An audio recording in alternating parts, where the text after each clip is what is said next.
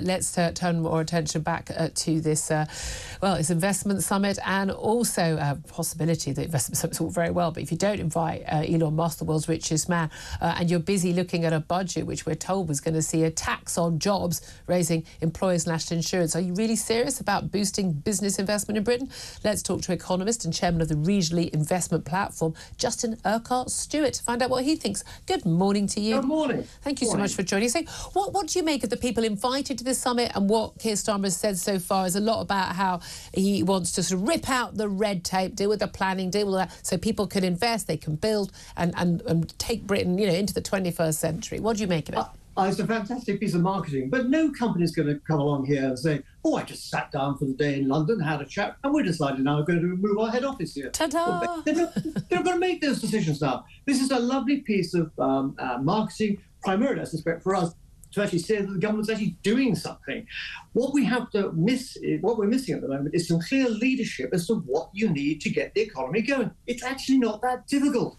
What you need to do is have that one word called confidence, because that will actually attract external investors. And you go back 5 or 6 years ago, we were the leading country getting with investment coming into us, far ahead of Germany or France. And that was after Brexit. Yeah, that was after Brexit. So that's actually very encouraging. Also, as you've already been saying and talking to Claire about, the small companies being vital. Small companies are the largest employer. Yeah. The small companies also, we set up more companies every single year than France and Germany put together.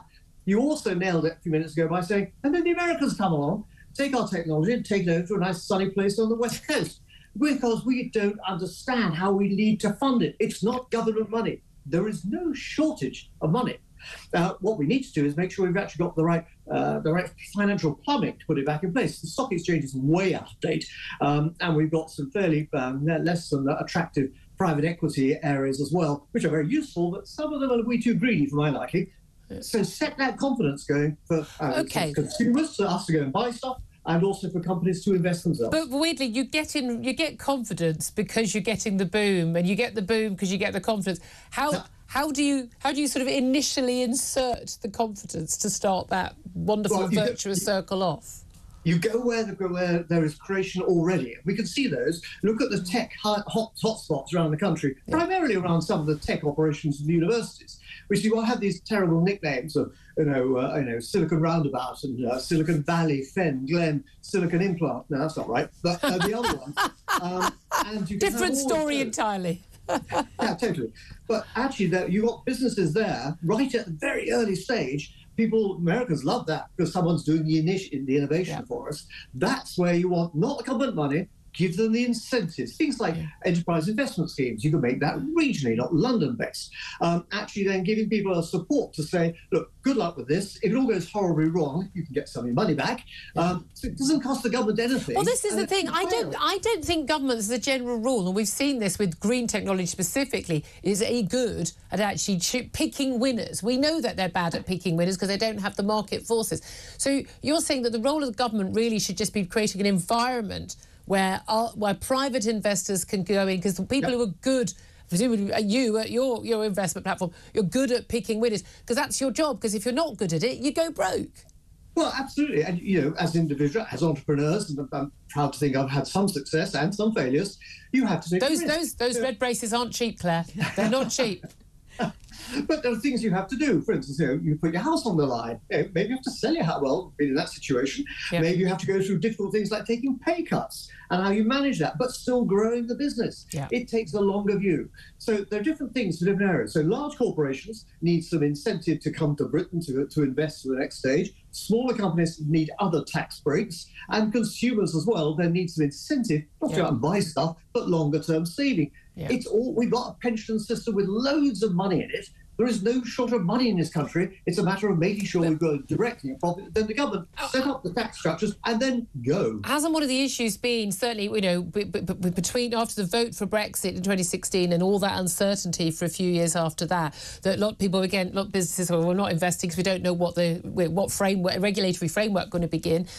Then we had, get Brexit done, and then we had lockdowns, and we've just carried on with this thing where we just don't know what's going to be happening. We've had so little certainty, and that stops investment. Is there a hope that kind of, regardless of what Labour's policies are, so people are going, right, there's going to be government in power for the next 5 years, we've got a bit of certainty, or has the uncertainty over the budget on October the 30th, has that set the cat among the pigeons? This concern that they've tied themselves up into knots in terms of the taxes they won't raise, but there is this black hole. It's not the 22 billion they say, but let's face it, we owe tens of billions, hundreds of millions in debt. We're going to have to pay it somehow. And that, things like raising national insurance contributions for employers, literally a job tax, that is going to massively hit sort of investment, because businesses are going to say, I'm not sure this is a place that I can expand.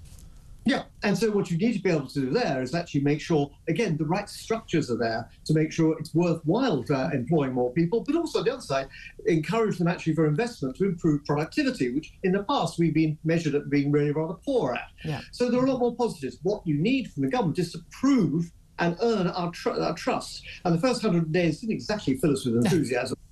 Mind you, the other lot weren't too good at it either. No. Actually shows some successes. So what we're aiming to do, and we will try and change that over time, and then keep telling us as to what progress we're making. Is part of this just sort of getting out of the way? Because I'm not I used to be, but I'm not nanny state anymore, having learned that the state's really bad at doing this job. But we still need regulation. We need better regulations, for instance, of water companies in terms of the sewage, or energy companies and the like. But we seem to have the wrong kind of regulation. We've got red tape and bureaucracy that costs money, takes time, stops things happening.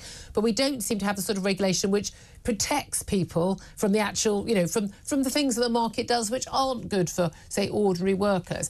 Do we just need the right kind of minimal regulation?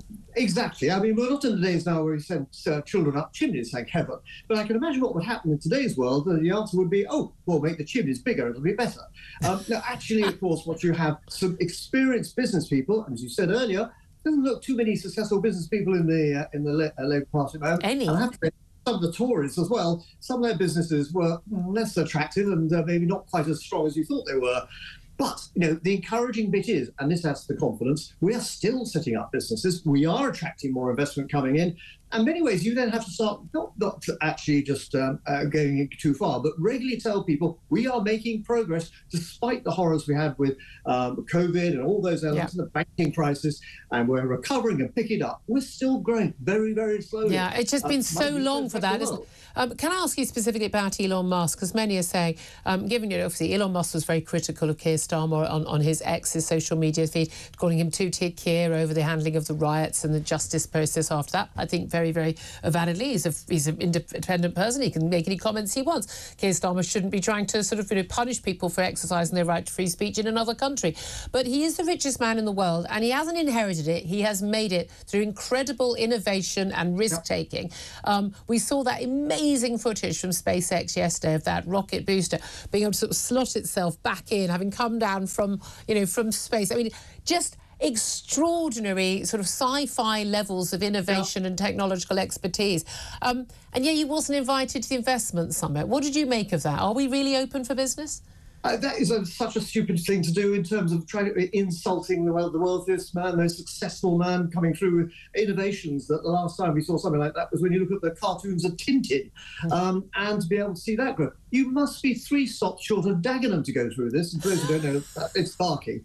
You need to be able to make sure that successful, wealthy people, whether you agree with the details of what they're doing, are attracted to go there. And it doesn't mean you have to sit there and be buddies the entire time, but make it worth their while. Yeah. And we want you to come here because we appreciate what you're doing, and we'll actually make sure that we encourage your investment here, and you'll get rewarded for it as well on success.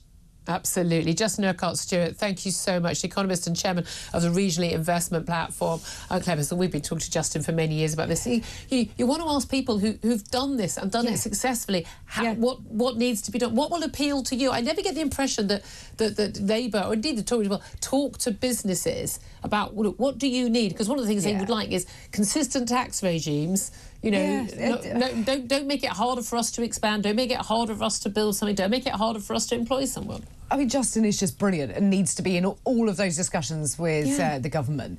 But I think he raises a really good point about private equity. Why isn't that working? How can that be made better? And I think that the Labour government's going to go away from it because it's looking like, private equity, or that must be Well, bad. there's that asset stripping. You think is they buy a company and basically sell it off. Yeah, but there are other things that you can do with it. And I think that Justin's right, that you actually need to look at that and how to make it work better, because it is an option for funding companies.